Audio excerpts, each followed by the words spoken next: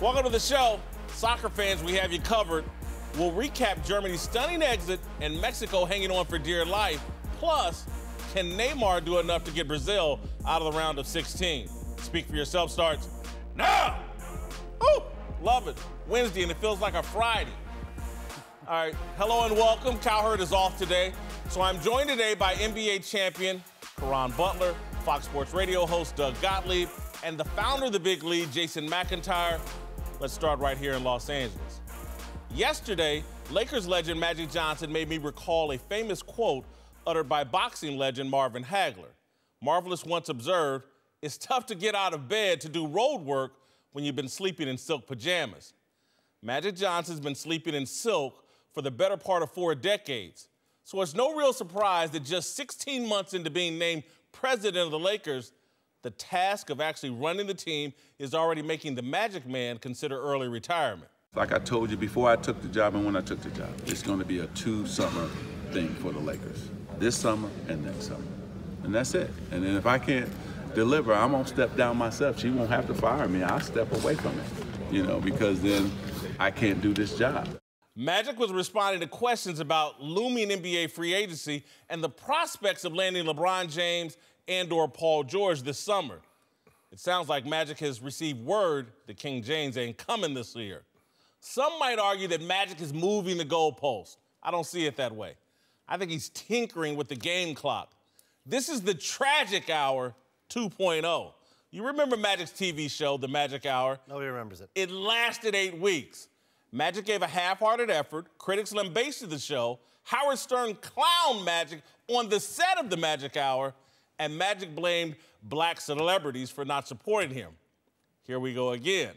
If LeBron doesn't want to play for the Magic Man will take his ball and go curl up with Cookie on some silk sheets. This won't be the first time he's quit on the Lakers. You remember Magic's 16-game stint as head coach of the Lakers in 1994? I don't remember it. After a hot start, winning 5 of 6 games, Magic stepped down after closing the season on a 10-game losing streak. Look, from 1979 until 1991, Magic virtually never lost in the NBA. He played in 9 NBA finals in 12 years. You toss in his final year at Michigan State when he won a national championship, and Magic was the toast of the basketball world for 13 straight years. On the court, he never tasted struggle. I don't say this as a knock, it's just the truth. Magic is spoiled and privileged. I love Magic. That's a pic of me in my apartment this morning. That's Magic at the 1996 Olympics hanging on my wall.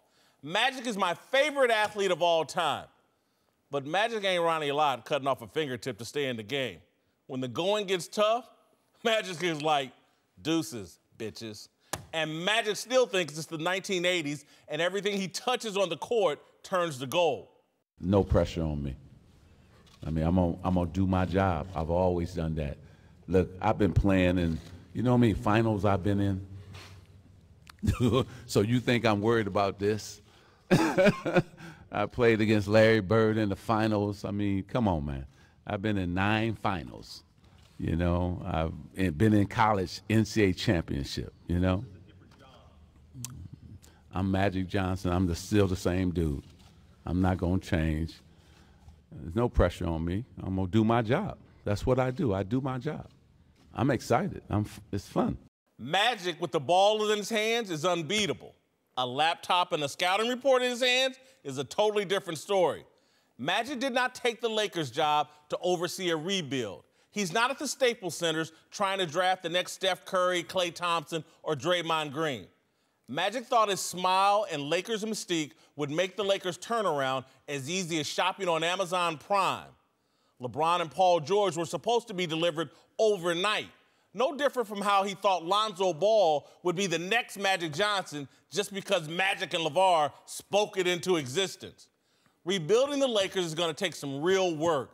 Magic won't be running the Lakers when LeBron arrives. LeBron isn't coming until Magic is gone. That's what Magic suspects, and that's what sparked his bold proclamation. Not enough silk sheets for LeBron and Magic at the Staples Center. All right, guys, help me out here. Woo! Magic Johnson is in over his head, as president of the Lakers. That's what yesterday was all about. If he was doing scouting reports, I would agree with you. If he was evaluating draft prospects at the University of Kentucky or flying overseas, I would agree with you. But that's not what he was brought in for. He was brought in to be the closer.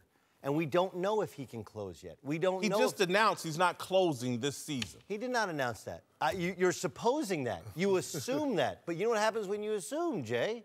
You do. Look, I'm with you on that. I told you this is a 2-year, a 2-summer thing. He's giving up on this summer. No, you think he's giving up in the summer. Let's see what happens. Then let's see what happens next summer. They did have to rid themselves of the Timothy Mozgovs. They did have to rid themselves of some of the other bad contracts. They did have to do some work in the draft, which, by the way, is pretty good work. Kuzma's a good pick. They like Lonzo Ball. They think he's going to be a starting point guard, probably not an all-star, but one that makes people better. Oh, you won't be hanging in the rafters?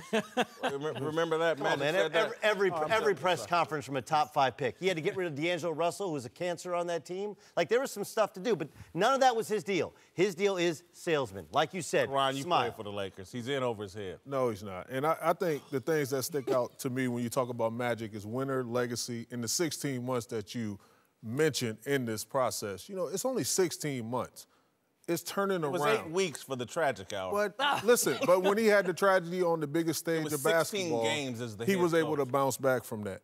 And I feel like basketball is a reflection of life. Magic is a winner on and off the court, and I strongly figure that he will find a way to fix this situation. Or he'll quit. I'm with Mr. Butler over here. Man. Sorry, JW. Listen, He said he'll quit. He's controlling the narrative right now. He's just letting you know. 2 weeks ago, 2 weeks ago, before Kawhi Leonard drops this chaos grenade on the Lakers, they were in great shape.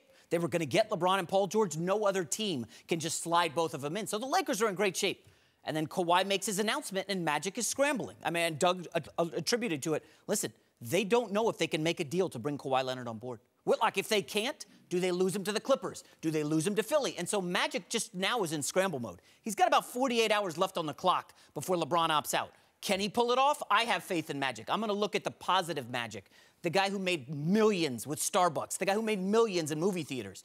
Tragic hour was a disaster, but he's done well in all other aspects. And Jason, listen to what McIntyre is saying here, is that coaching basketball is a different skill set from playing. You're right, okay? And being on TV is a different skill set than playing. But what has Magic done that he's been successful at during his career and post-career? Just coming in and being Magic, talking about legacy, talking the kind of...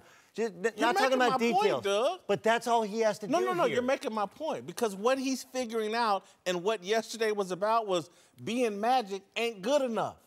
Because there are organizations like the Golden State Warriors, and now that Jerry West has come back to L.A., the L.A. Clippers, they're not just, I'm just going to be Jerry West and smile. People are actually putting plans together and executing plans. OKC right now looks like the front runner to keep Paul George. And it's not because anybody in Oklahoma is, they ain't got Barry Switzer there just being Barry Switzer. They're executing a strategic plan. And so you're arguing is that, and what my argument is, smiling and being Magic isn't enough. It wasn't enough as a coach. It wasn't enough on television. It's not enough as an executive. You look at Magic Johnson in his post-career, the guy that made the seamless transition, the poster child of the NBA. A seamless transition? He made a seamless transition. If you Google Magic Johnson, he's worth $800+ million.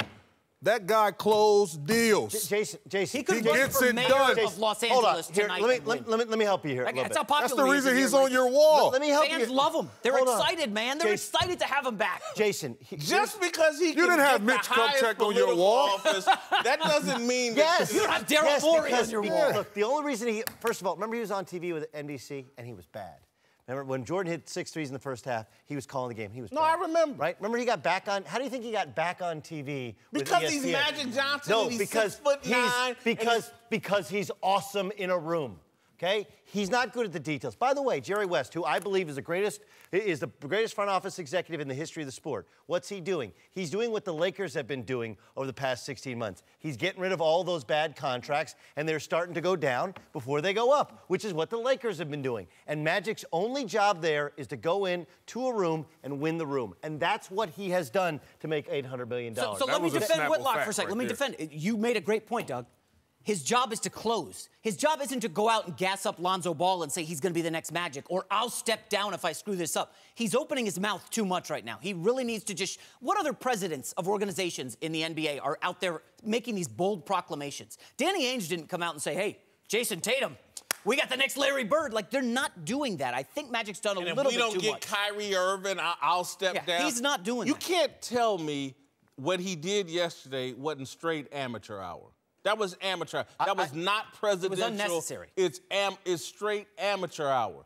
And again, let's see what let's see what happens. If he doesn't get anybody, then it's amateur hour. If it isn't, he's already foreshadowing it, Doug. You don't say that unless you already have doubt.